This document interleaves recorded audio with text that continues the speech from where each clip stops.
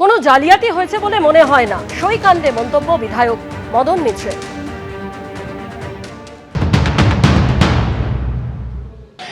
যে দলের সই জালিয়াতি নিয়ে তদন্ত করছে সিআইডি, এই পরিষদীয় দল কি কোথাও ভাঙার চেষ্টা হচ্ছে, ভেঙে যেতে বসেছে?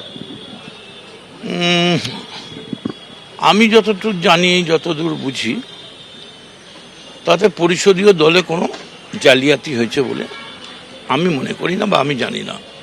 একটু আগেই আমার বাড়িতে সিআইডি এসেছিল, ওই জন্য আমার আসতে একটু দেরি হলো।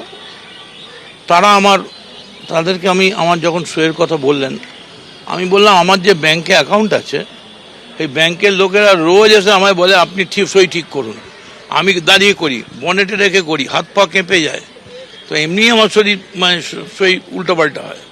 তারা এলেন, বসলেন, সই দেখলেন, তো চলে গেলেন, বলে আপনার আর কোনো আছে? এসেছিলেন জোনা 5-6 এসেছিল। আমার সই করেছি, এবার তোমরা প্রমাণ করো, আমার তো দায়িত্ব নয়।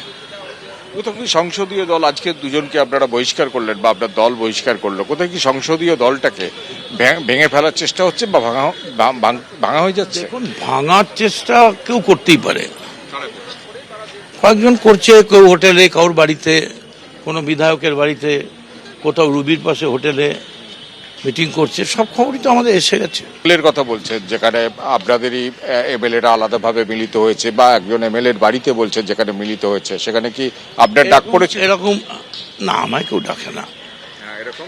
এরকম আমাদের কাছে খবর এসছে, 2-1 এমএলএ গেছে, তারাও না বুঝেই গেছে, তারা ভেবেছে পার্টির মিটিং হচ্ছে।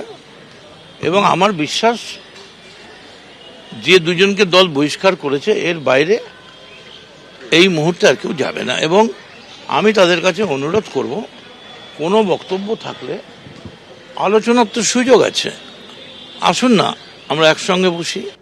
এই চিঠিটা মাননীয় স্পিকারের কাছে ফরওয়ার্ড করেছে, along with the forge signature, allegedly forge signature. সেটার জন্য যে দায়ী বা যারা দায়ী, তৃণমূল কংগ্রেসের উচিত ছিল তাদের বিরুদ্ধে অ্যাকশন নেওয়া।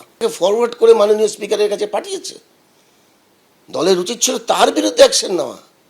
কিন্তু এই দলটি এমনই একটি দল যে সেটা না করে যারা সত্যটাকে সামনে এনেছে তাদের বিরুদ্ধে অ্যাকশন নিয়েছে। আবারও বলছি, সেদিনও বলেছি, আবারও বলছি, এই দল ভেঙে টুকরো টুকরো হয়ে যাবে। It is just the beginning of the end. সময়ের অপেক্ষা খালি। মাননীয় স্পিকারের কাছে দেওয়া হয়েছে, সেটা হচ্ছে using forge document as genuine. That comes under the provisions of 340 of the BNS. তো অবভিয়াসলি এই দুটোই কিন্তু সাংঘাতিক অপরাধ। এবিপি আনন্দ, এগিয়ে থাকে, এগিয়ে রাখে।